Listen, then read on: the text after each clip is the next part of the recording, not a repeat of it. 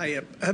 Pep, when we spoke to you after the derby, you seemed so down and so fed up about what had happened. It genuinely felt as though you'd reached a point where you didn't know what else you could do.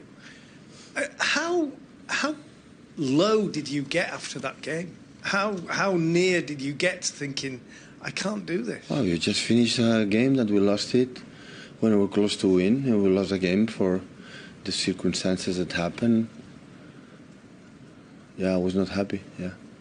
But the terms I tried to be honest with myself here now, right now, and 6-7 days ago about my feelings about the team and the other one. But you fell down 6 times, you have to stand up 7.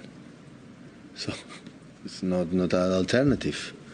I'm fine. I'm a normal person with feelings like all of us, and when the situation is going well, we are better. When it's not going well professionally, so we are more, what we have to do, but that it's normal. It's not, I will not go to the press conference when 87 minutes, 86, we would 1-0 up, and after what happened, I will be here, expressing something like I didn't feel.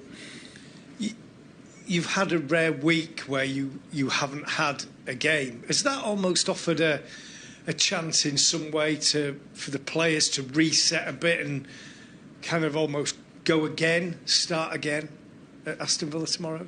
Yeah, but that is obvious. You have to start again, but that doesn't mean what is going to happen. Even in the past, when we won in many games in a row, we didn't know what's going to happen.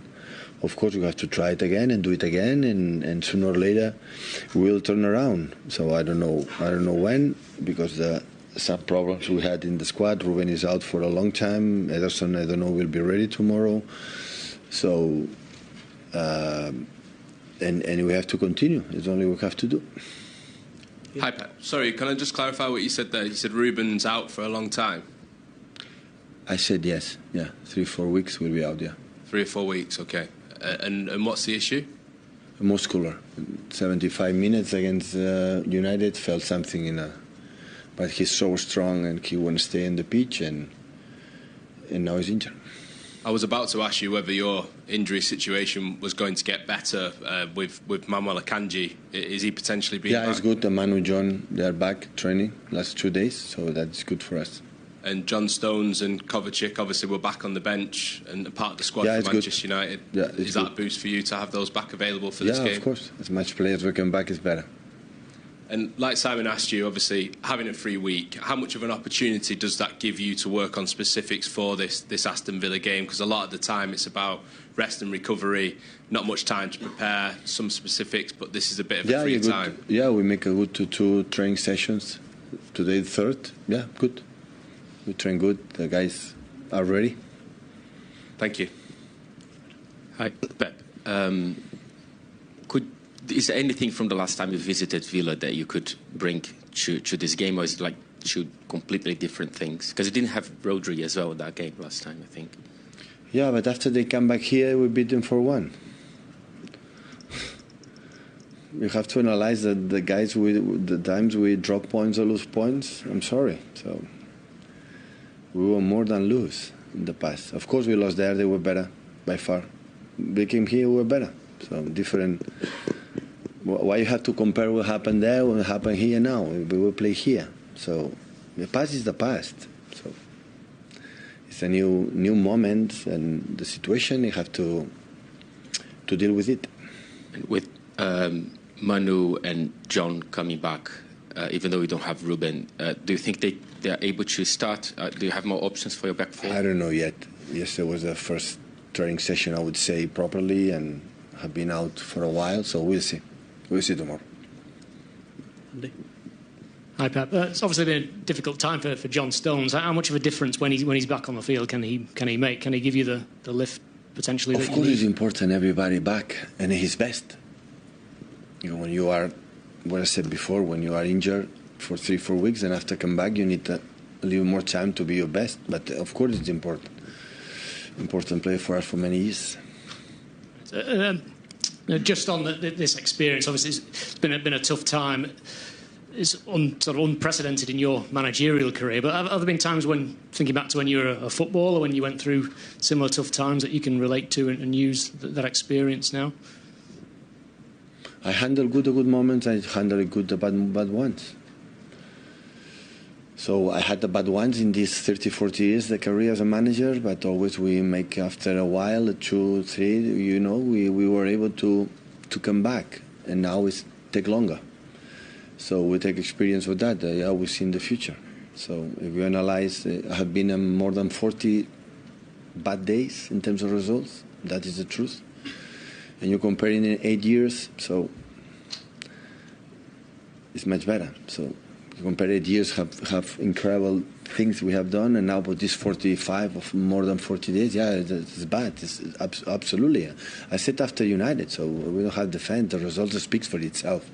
In the past, it speaks for itself, and now the reality, right now, it speaks for itself.